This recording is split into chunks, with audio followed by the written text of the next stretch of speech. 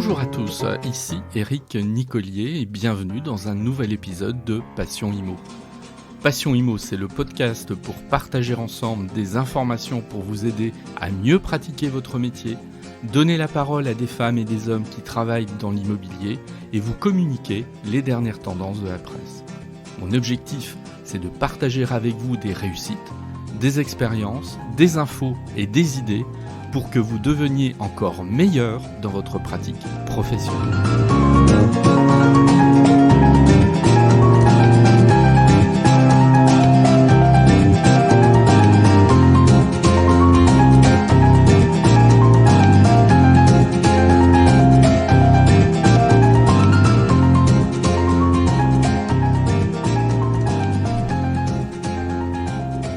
Alors pour ce nouvel épisode de Passion Immo, on va faire un point sur l'actualité, mais en s'interrogeant, qu'est-ce qui se passe aujourd'hui, en mai 2021, sur la sortie de la crise sanitaire. Alors effectivement, a priori, le déconfinement est en route. Tout peut nous indiquer que dans les mois qui viennent, la situation sera évidemment meilleure que celle qu'on connaît depuis 1 an et demi, même si la prudence demeure. Et donc, il est intéressant de voir s'il y a des signes observables aujourd'hui, des signes qui permettraient de se projeter sur une tendance durable concernant l'immobilier. L'immobilier a eu une chance incroyable pendant cette période sanitaire, c'est de peu souffrir de ces difficultés, puisque au contraire, en 2020, on a eu un niveau de transaction absolument record, même, et si j'y reviendrai tout à l'heure, il y a eu des difficultés, et ces difficultés demeurent d'ailleurs concernant le logement neuf. Par ailleurs, pendant toute cette période de crise, on va dire que les commentaires sont allés bon train, entre ceux qui prévoyaient une chute vertigineuse des prix, ceux qui imaginaient que les banques allaient cesser quasiment du jour au lendemain à prêter à leurs clients, ceux qui nous projetaient dans des horizons funestes et sombres. Il est difficile de faire le tri entre tout ça. Alors, cet épisode sera plus court que d'habitude. Je vais donc prendre un certain nombre de points de l'actualité récente et voir s'ils ne dessinent pas un certain nombre de tendances, durables ou pas, concernant l'immobilier.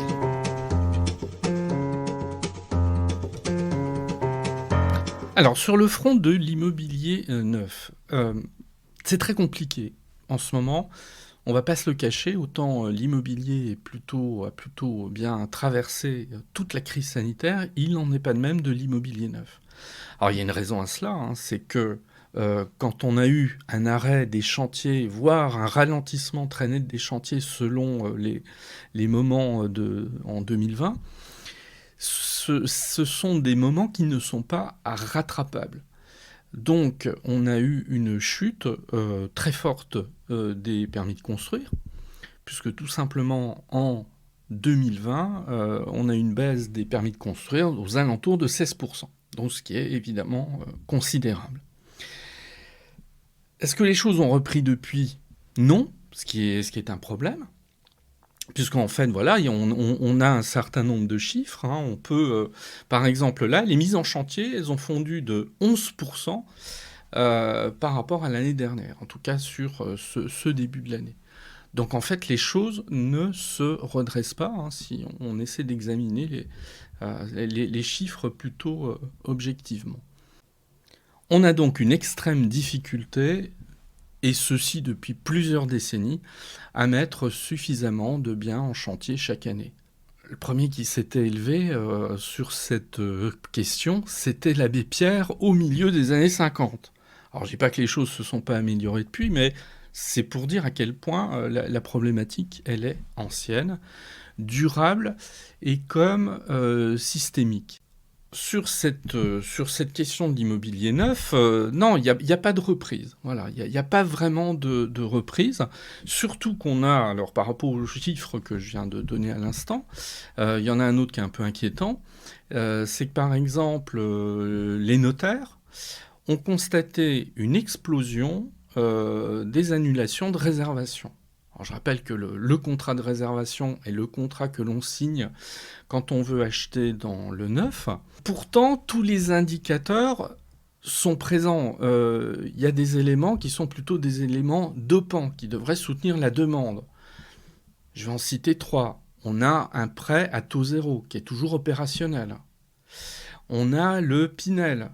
Bon, je rappelle rapidement ce qu'est le Pinel. C'est un dispositif fiscal qui me permet, sous réserve que je m'engage à louer un bien acquis neuf pendant une période déterminée, et en échange, je dispose donc d'une réduction d'impôts relativement importante, certes plafonnée, mais bon, on a un dispositif qui existe encore, même si à partir de l'année prochaine, il va baisser en fait en efficacité. Et puis on a les taux extrêmement bas. Là, pour les taux sur ce premier semestre, puisque le premier semestre de 2021 est quasiment achevé, on a encore atteint des taux historiquement bas, puisqu'en fait on est sur une moyenne des prêts sur 20 ans qui est juste en dessous de 1%.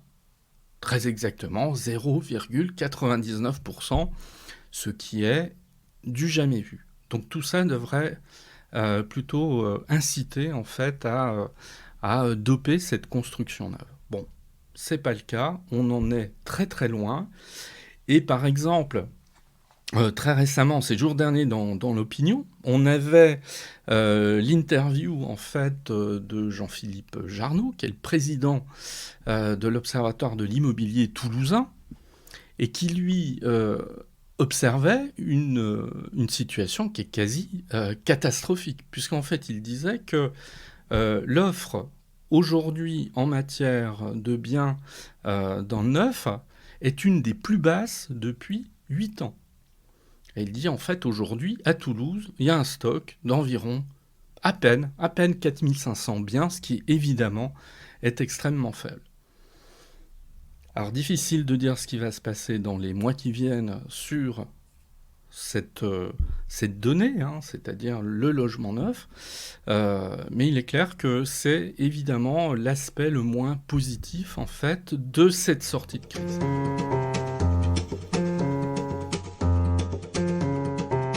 Si on regarde ce que l'on nous avait dit il y a encore quelques mois, on nous disait ça y est, on amorce une période durant laquelle les prix de l'immobilier vont baisser. On avait un indicateur, en fait, c'était Paris, puisque sur Paris, pour la première fois depuis très longtemps, on assistait à une baisse des prix, alors qui, sans être considérable, était quand même notable. Et certains n'hésitaient pas à dire que nous étions peut-être entrés dans un nouveau cercle, alors vertueux ou pas, ça je ne sais pas, mais en tout cas dans une nouvelle tendance de baisse très importante des prix. Bon, c'est pas du tout ce qui est en train de se passer. Encore une fois, voilà, les oiseaux de mauvais augure se sont trompés, puisqu'en fait, on peut dire aujourd'hui, en mai en tout cas, ça y est, les prix de l'immobilier repartent à la hausse. Bon, alors Paris, on prend Paris. Bon, sur Paris, voilà, c'est une évidence. Là, on vient d'enregistrer une petite hausse de 0,3%. Donc, ce qui est intéressant, c'est qu'en fait, c'est la première fois depuis 8 mois qu'on a de nouveau une hausse des prix, parce qu'effectivement, on était rentré dans un cycle de baisse des prix, enfin, baisse des prix relative, parce que je vais juste rappeler que le prix moyen du mètre carré à Paris, c'est 10 296 €. Voilà, donc là-dessus, on reste quand même sur un niveau extrêmement fort. On a, de manière générale, sur toute la France, des délais de vente qui se raccourcissent. Alors, ça montre quoi ? Ça montre tout simplement qu'il y a des acquéreurs, mais en revanche, peu d'offres. Enfin, peu d'offres. Pas toujours suffisamment d'offres, pour un petit peu relativiser quand même ce que je suis en train de vous dire. Donc, pourquoi ? Parce que tous les indicateurs sont plutôt au vert. On a des taux extrêmement bas, ça je l'ai dit il y a quelques minutes. On a des prévisions, une situation économique qui n'est pas la catastrophe qui était attendue, si on raisonne un an en arrière. Un an en arrière, on nous disait qu'il allait y avoir une très forte augmentation du chômage, une très forte augmentation des faillites d'entreprises. Ni l'un ni l'autre ne sont constatés. Alors, ce qui ne veut pas dire que cette situation va perdurer dans les mois qui viennent, mais en tout cas, aujourd'hui, ces indicateurs sont plutôt positifs. 2020, je le rappelle, ça a été la meilleure année en matière de transactions immobilières de manière historique, puisque en fait, on avait largement dépassé, encore une fois, le million de transactions. Et a priori, pour ce qu'on en sait en tout cas aujourd'hui, 2021 devrait être exactement sur la même tendance. Alors, cette situation des prix, elle est assez contrastée, hein, cela dit. Prenons Bordeaux. Bordeaux qui est une métropole extrêmement dynamique au plan économique. Ces 5 dernières années, les prix ont fortement augmenté. Normal, la demande était dopée par la nouvelle ligne à TGV qui a rapproché Paris de Bordeaux, et donc les tarifs ont flambé. C'est fini. Voilà, c'est terminé. Effectivement, il y a une petite baisse des prix, et donc la situation n'est pas tout à fait la même.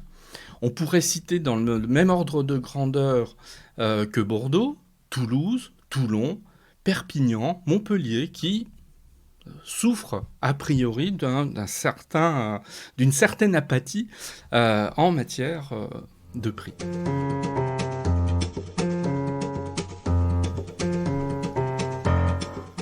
Autre tendance qui est intéressante à analyser, c'est la vente de résidences secondaires. Alors, on avait vu pendant la crise, même si elle n'est pas terminée, attention, hein, je reste très prudent, on avait vu pendant la crise qu'il semblait y avoir un frémissement sur la demande de résidences secondaires, donc des maisons de campagne. Voilà, il y avait une envie, en fait, pour ces citadins qui étaient sous confinement, à la fois de s'évader, mais de s'évader pas de manière temporaire, hein, d'imaginer construire en fait un nouvel habitat pour eux, et cet habitat passait, ce nouveau mode de vie passait par l'acquisition d'une résidence secondaire. Alors, on se méfie toujours en fait des tendances qui émergent dans une situation de crise, parce qu'on peut toujours s'interroger de savoir si c'est durable. Alors apparemment, c'est durable. Je vais donner quelques chiffres. En France, sur l'année 2020 et toujours en 2021, on a constaté une augmentation de 20% environ des ventes de résidences secondaires. Donc c'est considérable. On a un tiers des personnes qui ont envisagé d'investir dans une résidence secondaire ces derniers mois. Et ceux-là, ils ont moins de 40 ans, et on en a même 11% d'entre eux qui ont moins de 30 ans. Donc en fait, c'est un phénomène qui est à la fois très important, puisque, voilà, comme je viens de l'indiquer, le tiers des investisseurs qui souhaitent acheter une résidence secondaire, et ce sont des investisseurs quand même relativement jeunes. Alors sur les résidences secondaires, il faut aussi rappeler qu'on est les champions européens dans ce domaine avec l'Espagne, puisqu'en fait on a 3 500 000 résidences secondaires en France. Et un élément qui est intéressant, c'est qu'en fait souvent ces résidences secondaires constituent un appoint de revenu, puisque 40% des propriétaires de résidences secondaires pratiquent la location saisonnière. Et puis, sans aller dans le détail des chiffres, parce qu'on a souvent tendance à dire, oui, résidence secondaire, c'est un privilège, etc. Or, pas du tout. Pas du tout. On constate, là encore, dans les chiffres, alors que certes, ça s'adresse plutôt à une clientèle aisée, mais on a une partie de la population, qui est une population relativement modeste, qui, souvent, a eu cette résidence secondaire tout simplement par la voie d'une succession. Donc les résidences secondaires sont très recherchées. Je prends un exemple. Dans l'Aisne, dans l'Aisne, depuis la fin du premier confinement, les résidences secondaires représentent aujourd'hui 35% des ventes. Alors qu'en temps normal, c'est 10 à 15%. Alors, qui achète ? C'est plutôt des actifs. Voilà, ils achètent une résidence secondaire souvent à rénover et ils vont rénover ça un petit peu au gré de leurs envies, en y prenant le temps si nécessaire, voire parfois avec l'objectif de revendre une dizaine d'années plus tard. C'est parfois ce qui va se passer. Alors en cela, par contre, voilà, faut rester extrêmement lucide. Je vais citer Arnaud Lallemand. Alors Arnaud Lallemand, c'est en fait le directeur d'une société de gestion de patrimoine à Reims. Et il a une formule que je trouve extrêmement juste, puisqu'il dit « L'immobilier secondaire ne rapporte pas, il coûte ». Alors, je trouve ça frappé sous le bon sens, qui est une manière de dire attention, attention à ces charges supplémentaires que vont constituer la résidence secondaire, ce qui est une manière aussi de mettre en garde celles et ceux qui partiraient dans une acquisition de résidence secondaire sans trop réfléchir. Alors lui, il dit qu'il y a 3 règles, en fait, concernant l'immobilier d'une résidence secondaire, et ces 3 règles sont, pour la première règle, l'emplacement, la deuxième règle, l'emplacement, et la troisième règle, l'emplacement. Bon, c'est une boutade, mais qu'est-ce qu'il veut dire par là ? Il veut dire que une résidence secondaire, ça doit se choisir avec soin, et qu'effectivement, le but ne doit pas être de gagner de l'argent, de réaliser une plus-value à long terme, parce que à ce niveau-là, il risque d'y avoir de fortes déconvenues si c'est l'unique objectif de ces nouveaux propriétaires.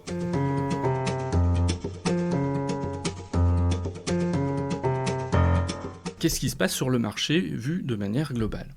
Alors là, c'est clair, on a un niveau de demande qui reste extrêmement élevé. Alors, extrêmement élevé, on l'a vu il y a quelques minutes par rapport aux résidences secondaires qui sont très demandées. Le logement ancien dans les villes est aussi très demandé. Alors, il y a une demande naturelle, mais s'ajoute à cela une pénurie dans certaines villes de logements neufs, et donc on a des acquéreurs qui sont quasiment contraints de reporter en fait leur intention d'achat sur du logement ancien. Tout ça dopé par les taux extrêmement bas, par une crise économique effectivement qui n'est pas pour l'instant au rendez-vous, et des banques, je l'ai déjà précisé dans des épisodes précédents, des banques qui sont au rendez-vous, malgré tout ce qu'on a pu dire là encore, qui sont au rendez-vous du financement de leurs clients. Maintenant, l'offre. L'offre diminue, incontestablement. Quand on interroge les agents immobiliers, et j'en ai interrogé avant de réaliser cet épisode, dans de très grandes villes, dans des villes moyennes et en milieu rural, tous m'ont dit on a extrêmement de mal à ramener du mandat. Voilà, c'est vraiment la guerre du mandat. Au point qu'il y a eu un article il y a quelques temps dans un journal dont je reconnais que j'ai oublié le nom, et qui affichait, il y avait une photo en fait avec trois panneaux d'agences immobilières différentes évidemment sur un appartement qui était en vente, et donc le journal titrait « La guerre des agents immobiliers est relancée ». Et effectivement, la guerre à ce niveau-là est très présente, ça se bagarre sec pour récupérer du mandat, et ça se fait dans des conditions qui ne sont pas toujours très simples.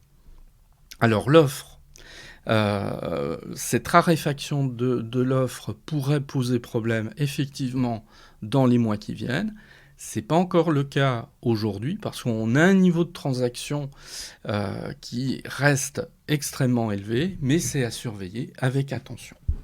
Alors le Parisien, il y a, dans un grand article il y a une semaine, titrait concernant une commune, le Parisien avait pris l'exemple d'une commune de la Seine-Saint-Denis, Aulnay-sous-Bois, et on titrait « Ce qui se vendait en 3 mois l'est maintenant en 3 jours ». Alors le titre, il est un petit peu réducteur, mais en fait, c'est très vrai.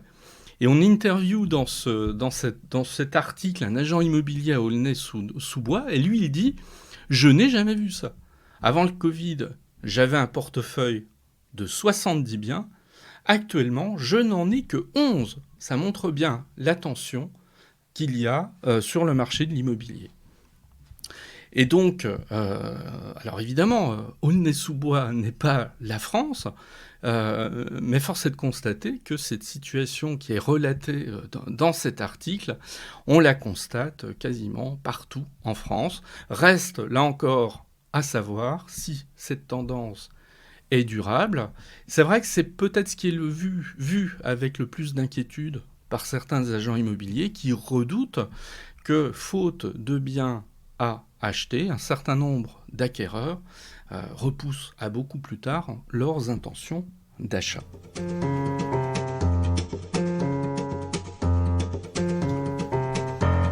Je vais parler quelques instants du devoir de conseil de l'agent immobilier parce que il y a une décision de justice là, qui vient d'être rendue extrêmement récemment, très intéressante. Alors, qu'est-ce que c'est que le devoir de conseil? En 2 mots, le devoir de conseil de l'agent immobilier, c'est un accompagnement, c'est-à-dire que à la fois la loi, mais aussi la jurisprudence contraint l'agent immobilier à vérifier un certain nombre d'informations, autant du côté du vendeur que du côté de l'acquéreur, contraint l'agent immobilier à une transparence de cette information. Elle doit être transmise entre vendeur et acquéreur sans aucune rétention d'informations. Et puis par ailleurs, bon voilà, ce devoir de conseil, il oblige en fait l'agent immobilier à une certaine vigilance sur le type d'information qu'il va transmettre, et je viens de le dire, en toute transparence. On va dire que la transparence est le maître mot de ce devoir de conseil. Alors l'affaire là qui a été jugée, elle est intéressante. On a en 2016, on a 2 personnes qui décident en fait d'acheter un appartement qui est loué, donc un pur investissement locatif. Et donc, comme beaucoup, ils comptent sur le règlement des loyers pour rembourser les échéances de leur emprunt.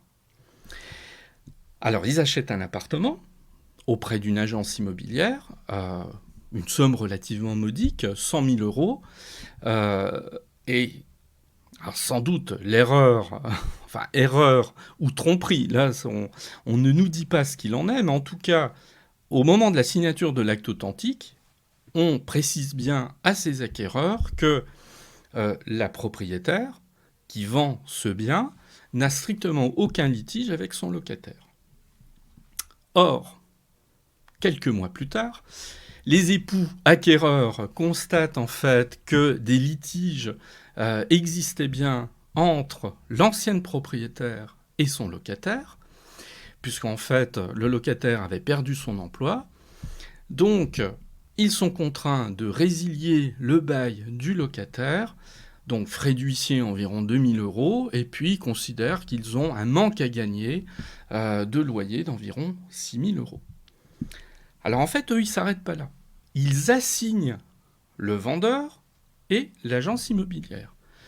Et ils l'accusent tout simplement d'avoir dissimulé la défaillance du locataire en disant que sa solvabilité était pour eux un élément déterminant. Ce qu'on peut comprendre. Un investisseur qui achète un bien immobilier, il le fait quand même pour une certaine rentabilité, et la solvabilité du locataire, évidemment, elle est essentielle. Alors ce qui est intéressant, c'est qu'effectivement, le tribunal retient la responsabilité. Il s'agit de la Cour d'appel d'Aix-en-Provence, en avril 2021, qui reconnaît la responsabilité de l'agence immobilière en disant qu'elle a caché des informations et que ces informations qui ont été dissimulées aux acquéreurs les ont mis dans une situation préjudiciable, et qu'à partir de là, une indemnité doit être due par l'ancienne propriétaire et l'agence. Et cette indemnité est due aux acquéreurs. Alors elle est chiffrée à 10 000 euros. Voilà. Donc c'est Alors évidemment, c'est pas une indemnité qui est extrêmement forte, mais quand même. Et là, c'est intéressant. C'est intéressant sur la définition du devoir de conseil. Ça montre à quel point l'agent immobilier doit être absolument attentif sur tous les éléments qui caractérisent le bien qu'il vend, et que même s'il s'agit en fait d'un bien pour de l'investissement, il doit s'assurer d'une part que le locataire est bien solvable, et par ailleurs, si il y a des difficultés à ce niveau-là, l'information, elle doit être transmise en toute transparence au vendeur.